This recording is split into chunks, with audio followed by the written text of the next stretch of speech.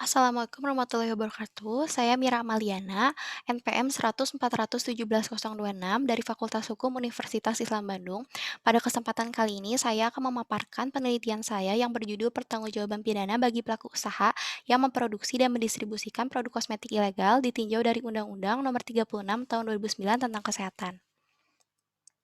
Di dalam industri farmasi, beberapa sedia farmasi mengalami peningkatan kebutuhannya. Salah satunya yaitu sedia farmasi kosmetik. Kosmetik sendiri merupakan campuran dari berbagai senyawa kimia, beberapa terbuat dari sumber alami dan kebanyakan terbuat dari bahan sintetis. Produk kosmetik yang dijual harus terjamin kualitas mutu dan kelayakannya karena merupakan suatu hak konsumen yang harus dipenuhi. Walaupun telah ada peraturan yang mengatur tentang kosmetik ilegal, namun kasus-kasus kosmetik ilegal masih marak terjadi di tengah masyarakat. Banyak cara yang dilakukan oleh pelaku usaha dalam memproduksi dan mendistribusikan produknya, yaitu dengan cara memasarkan produk kosmetik yang palsu, yang tidak ternotifikasi atau tidak memiliki izin edar, dan yang mengandung bahan yang berbahaya yang tentunya sangat berisiko bagi konsumen. Contoh kasus di sini yaitu yang terjadi di Kota Bandung, kasus kosmetik ilegal yang mengandung bahan yang berbahaya dan tidak memiliki izin edar. Berbahaya karena mencampurkan minyak goreng ke dalam komposisi suatu produk kosmetik tersebut yang kemudian didistribusikan melalui toko kosmetik milik pelaku dan juga melalui online shop. Melanggar Undang-Undang Nomor 36 Tahun 2009 tentang Kesehatan karena telah melanggar unsur-unsur yang terdapat dalam pasal 197 Undang-Undang Kesehatan. Yang pertama, unsur barang siapa dan yang kedua, unsur telah sengaja memproduksi atau mengedarkan sediaan farmasi yang tidak memiliki izin edar. Rumusan masalah yang pertama, bagaimana pertanggungjawaban pidana bagi pelaku usaha yang menjual kosmetik ilegal dan yang mengandung bahan yang berbahaya? Yang kedua, bagaimana upaya pemerintah dalam mengatasi peredaran produk kosmetik ilegal di masyarakat? Apakah dapat langsung ditindak secara pidana atau secara perdata terlebih dahulu?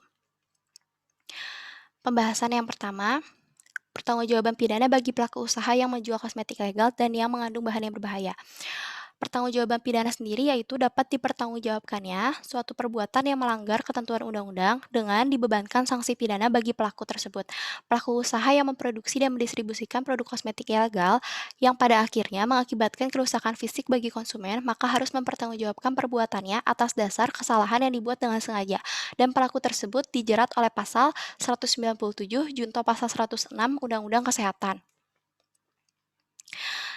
Dalam di sini peran pemerintah berwenang untuk mencabut izin atau memerintahkan penarikan izin edar suatu sediaan farmasi yang telah memiliki izin edar sebelumnya apabila di kemudian hari ditemukan bahwa kosmetik tersebut tidak memenuhi persyaratan mutu atau keamanan atau kemanfaatan dan dapat disita atau ditarik atau dimusnahkan sesuai dengan peraturan perundang-undangan yang berlaku.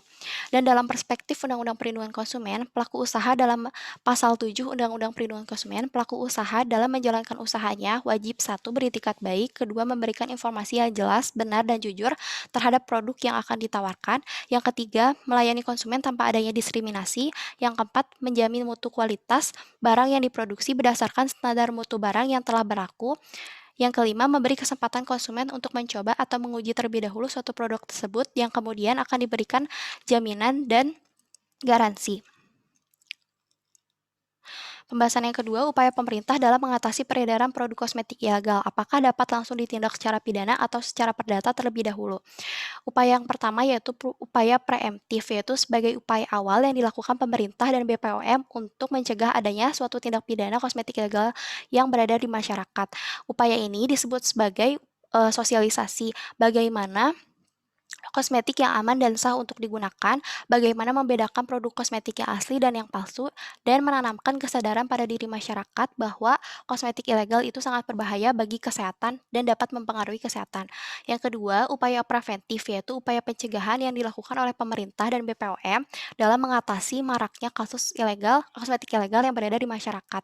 Seperti operasi rutin yang sasarannya adalah sarana produksi dan distribusi kosmetik, pasar-pasar tradisional dan modern, toko kosmetik, minimarket, supermarket, toko swalayan, dan bahkan toko kelontong. Bentuk upaya seperti ini seperti pengecekan bila mana terdapat suatu produk kosmetik yang tidak memiliki izin edar, yang mengandung bahan yang berbahaya, dan bahkan kosmetik yang sudah lewat tanggal kadaluarsanya.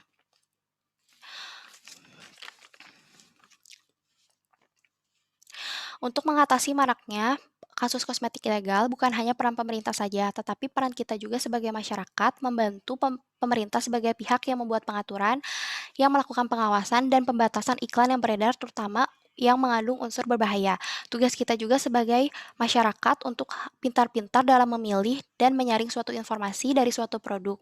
Dari beberapa contoh kasus yang terjadi di Indonesia, beberapa kasus tersebut diselesaikan dengan cara musyawarah atau mediasi antara pelaku usaha dengan pihak konsumen yang mengalami kerugian, dengan alasan untuk mendapatkan ganti kerugian tanpa harus menjalankan jalur litigasi. Dasarnya diatur dalam pasal 19 Undang-Undang Perlindungan Konsumen. Bentuk-bentuk kerugian yang ganti kerugian yang dapat dibebankan kepada pelaku usaha yaitu dengan mengembalikan uang atau bertanggung jawab membiayai konsumen yang mengalami kerusakan kulit ataupun kerusakan fisik akibat dari penggunaan produk tersebut. Tuntutan dari pasal 19 Undang-Undang Perlindungan Konsumen ini berdasarkan perbuatan yang melanggar hukum. Kesimpulannya, yang pertama, pertanggungjawaban pidana bagi pelaku usaha yang menjual dan beli kosmetik ilegal dan mengandung bahan yang berbahaya terjadi semenjak diberlakukannya Undang-Undang Kesehatan. Kasus kosmetik ilegal yang berbahaya merupakan perbuatan yang melanggar ketentuan hukum pidana sebagaimana diatur dalam pasal 196 dan 197 Undang-Undang Kesehatan. Dan juga dalam pasal 19 mengenai tanggung jawab pelaku usaha Undang-Undang Perlindungan Konsumen. Karena tidak sedikit konsumen yang tentunya mengalami kerugian dari penggunaan kosmetik ilegal dan berbahaya ini.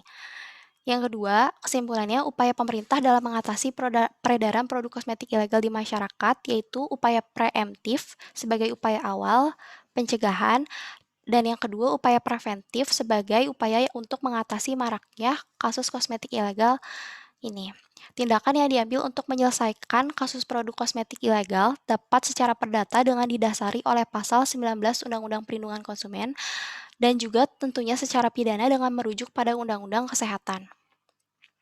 Sarannya, yang pertama bagi pelaku usaha yang memproduksi dan mendistribusikan produk kosmetik ilegal, seharusnya melihat sisi akibat yang akan timbul dari perbuatannya dahulu, karena dapat merugikan konsumen juga. Dan untuk pihak konsumen diharapkan lebih bijak dalam memilih suatu produk. Yang kedua, upaya pemerintah dalam mengatasi kasus kosmetik ilegal belum dianggap berhasil, karena dilihat dari data kasus kosmetik ilegal masih banyak sekali yang beredar. Sekian dari pemaparan presentasi saya ini. Terima kasih. Assalamualaikum warahmatullahi wabarakatuh.